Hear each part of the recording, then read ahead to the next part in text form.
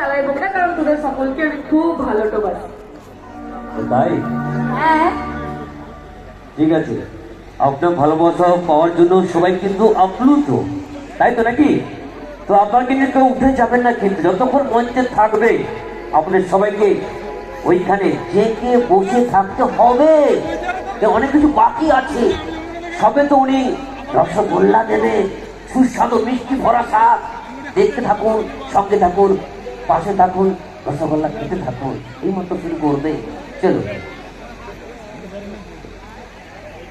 তো আমরা যেহেতু পেয়েছি ওনাকে, ওনাকে তো অনেক কিছু আশা করতে চাই, তার মধ্যে যে এক এক করে ওনার ঝুলি থেকে অনেক কিছু বার করবে। আমরা আস্তে আস্তে দেখতে থাকবো, শুনতে থাকবো। তো এই মুহূর্তে উনি মনে হয় সঙ্গীত, তাই তো নাকি?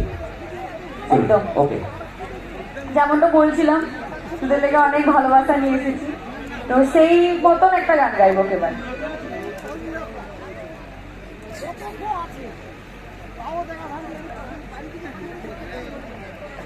চলো একটু সুন্দর গান ডেডিকেট করবেন, যে গানটি একটু আপনাদের সবার ভালো হবে, একটি মিষ্টি গান। আর গানটা কীভাবে ডেডিকেট করবেন, আপনাদের কাছে সারপ্রাইজ করবেন, উনি সাজিয়ে দিচ্ছেন, সেটা আপনাদের কাছে আরও ভালো হয়ে উঠবে। আশা করি আপনারা ভালোবাসা দেবেন।